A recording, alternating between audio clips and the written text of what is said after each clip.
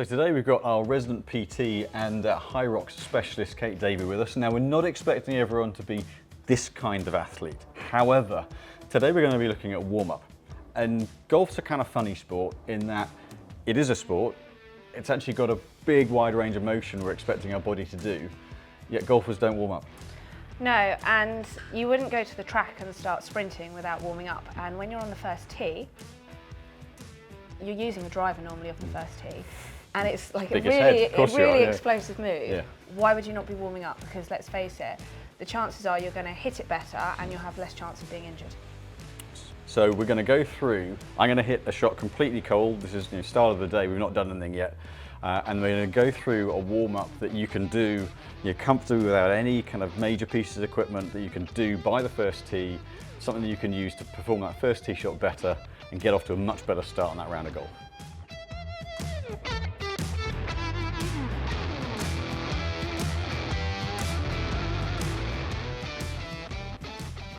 So I'm going to do maybe even less warm-up than most of you guys do. You might go and have a cup of coffee.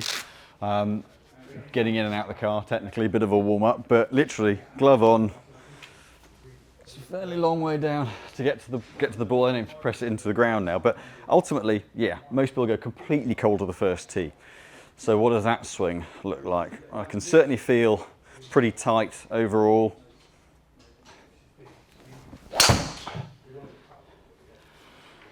It's not very comfortable, and I'm not, that's as much as I've got, literally first swing out the gate. I'm actually sort of surprised. It's less than I thought it might be. I thought I might just about muster 100 miles an hour, but I guess I haven't done anything yet today. And I'm actually quite glad I made decent contact. But from a feel point of view, I can feel I can't move. Certainly, across the lower back, I can feel there's just no freedom to the swing. So, and actually, good strike, good efficiency. The smash number's good. Flight's pretty good. But yeah, that's pretty significantly down on where my average would be. Yet, I guess we forget that that's what we're getting most of our tee shots. That's potentially, I can push up close to 295 when I'm really fully warmed up and maybe push 300. So, that's the best part of 20% down. So, no wonder you hit it shorter than you think you should do off the first tee. But, see what Miss Davey can do for my body first thing in the morning. So we're just going to do some really simple exercises just to get you warmed up. We're going to start with the legs, the hamstrings. If we've loosened up the hamstrings, it's less pressure on the back. Yeah. Free up your swing a little bit. Obviously, we're going to maybe do a little bit of rotation as well. You said you were feeling a little bit stiff. Yeah, in the morning now I'm in my mid-40s. But yeah, definitely noticing that it's not kind of can't move, but definitely in that kind of lower part of my back there, it takes a bit of time to get the full rotation going. So definitely noticing that last couple of years a bit stiffer. But as even as an athlete, I have to warm up so much more now than I used to. I mean, I should have probably warmed up a little bit more when I was younger, but I was kind of a bit gifted with flexibility and I could get away with it, which is bad. But as I've got older, I have to put the time into it. So it's for everyone. It doesn't matter what your level's at. Yeah. You still have to warm up. So we're going to start really simply. We're going to warm up our hamstrings. So you can do this on the floor, or if you've got like a little ledge, you can put your toes under, then put your heels up. I can show you in a second. And straight legs, and it doesn't matter how far we're coming down, just keep the legs straight. So even if you can only come down to there for the first time, we'll come down to there, stand up, open the hips, and you're going to do 10 of those. And then each time, just try and push down a little bit further. So it doesn't matter if you're touching your toes or not, just keep. So you're going to do 10 of those. If there was like a little step, I would do 10 with my toes up on the step, just about that high.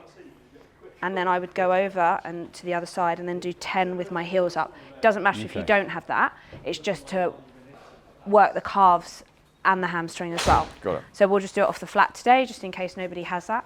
And obviously this is going to look really similar. Right. So actually, like I said, I've been lucky that I've always been fairly mobile, but you get complacent. Yeah. So that's about, without overdoing the first one, because I know I've got several to come. And is there a kind of cadence to this that you should do? Is it more about just completing the move? Just don't rush it. I don't want you to like be bouncing off the bottom as such. I want you to be stretching through, like instead of go sort of bouncing. Right. Yeah, because then you just go. Yeah. Yeah.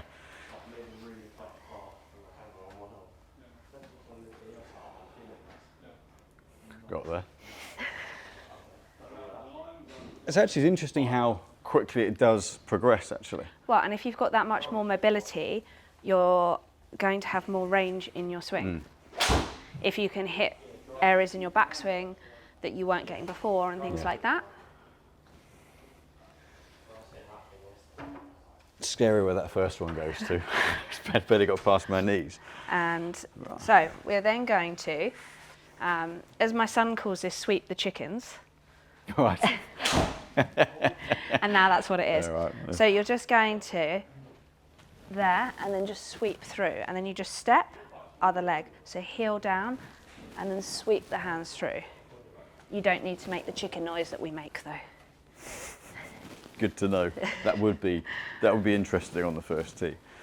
So just sort of, I would do between 10 and 20 of those, just alternating the leg. So And really just try and keep just a that small heel. step. Yeah, it's almost sort of. Yeah, sit and then back sweep through.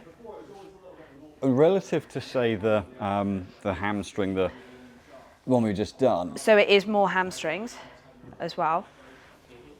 But it's really good to, so whilst we're stretching, we are like dynamic stretching. So we're not doing static stretching. So a static stretch would be if you just stood and held a stretch like this. Yeah. What we're trying to do is move and stretch and move and stretch. So the muscle kind of does this. So each rep, we're just pushing it a bit further and pushing it a bit further and slowly trying to stretch it rather than just in one go. I'll do one more. Yeah, I can feel that much more up the top of the back of the leg, for sure. Yeah. Cool. Okay, and then what we're going to do is, have you got a golf club there? So obviously, please don't bend your golf clubs too much. So we're going to hold the golf club, and so the longer the golf club, the easier this will be. So I would start with the driver, and then if you wanted to, you could then take an iron. And we're just going to pass it over the top there, and it's going to hit your bottom, and we're going to come back over here. And what we want to make sure is that our shoulders are passing over at the same time, and we're not doing this. Okay? It's obviously going to be harder if you held a little bit narrower. It's going to be harder to do. So start wide, and we're just going to do 10 over and back. It's just warming up all through the shoulders. Yeah, and this is definitely when you see the tour players with a stretchy band. Yeah, so Yeah, the thing is we could use a band and we could use, so be careful not to bust your clubs. Or you'll be coming back to buy some more ones. This look really easy. Yeah. So that's where you might be better with a band. Yeah. Do you want me to grab you a band? Probably sensible. I don't have a golf club long enough. There we go, and that's just then going to give you a little bit of give at the end of the bit. So put your thumbs in the end. Yep. And then try there. Okay. But actually really quite revealing about how, for me, clearly how tight across. It's interesting when you do it in a mirror as well, looking at if one shoulder goes higher than the other, and looking at the symmetry of your shoulders.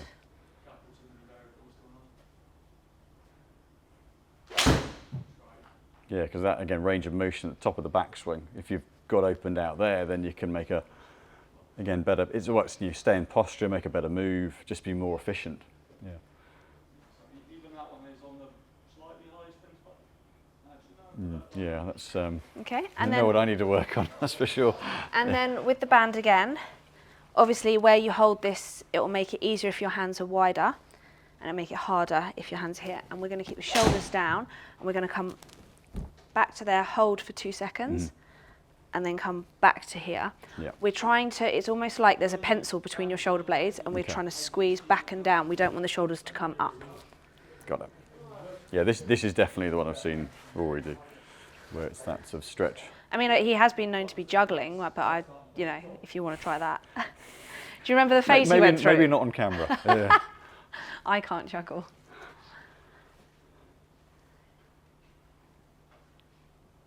Again, you say focus on, it's easy to let those shoulders ride up.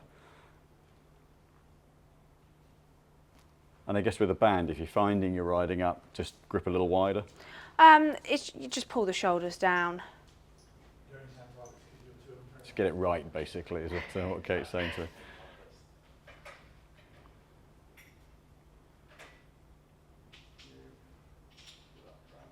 Yeah, you can feel it really engaged right in middle of the back. Spin-wise, it'll come out a little bit lower, a little bit flatter. Well, the three most common injuries are elbow, shoulder, and back with a golfer. Yeah. And a lot of the time, when people's backs go, it's not necessarily because the back is weak.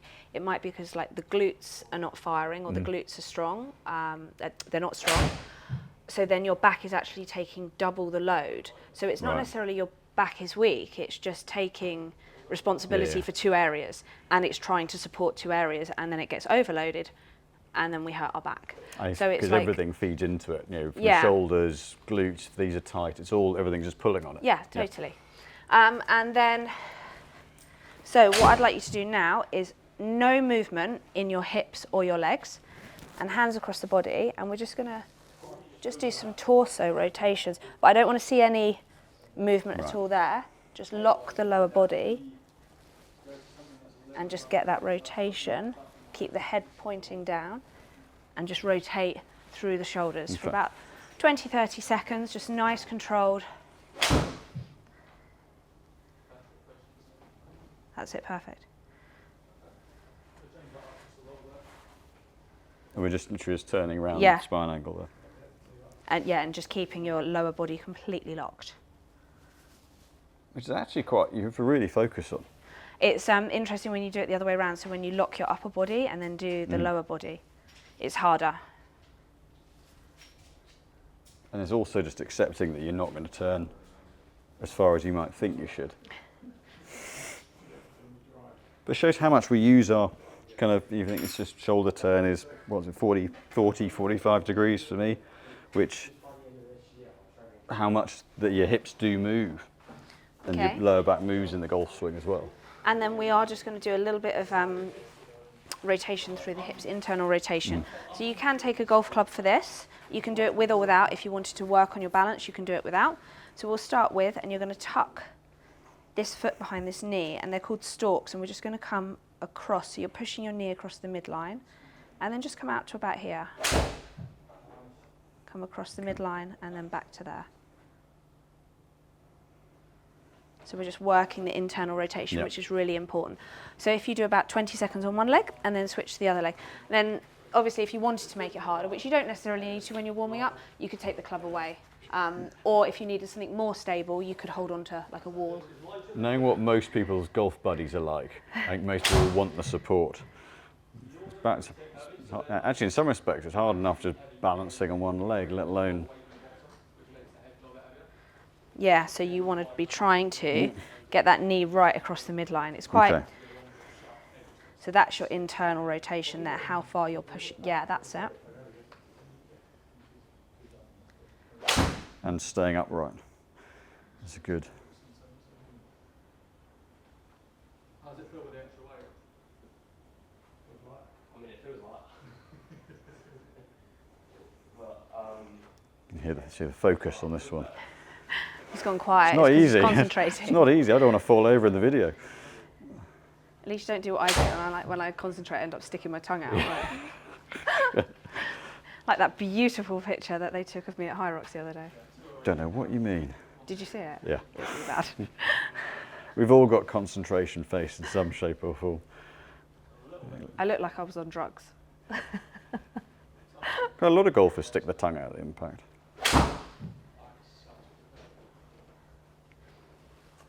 I think you've got less range on this side of coming internally. Okay. So it probably potentially makes sense where with the golf swing, you maybe. No, it doesn't make any sense, does it? No. Okay. I don't know what I'm talking about. Cool. Do you want to hit another ball? See how you go? Right, let's see how we go. Right, so let's see what we can do here. Well, I actually feel like I can take a posture, which feels quite nice. Right.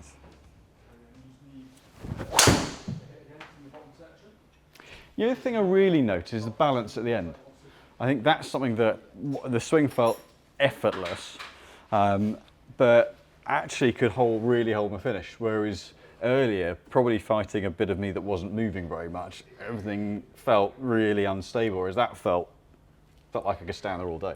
So I always find whenever I do balance exercises in the gym, so if I'm doing any sort of side lunge to one leg balance, or if I'm doing single leg deadlifts like this, my first round is always a little bit sketchy, or I'm really, really fighting it. By the second round, it's a lot better.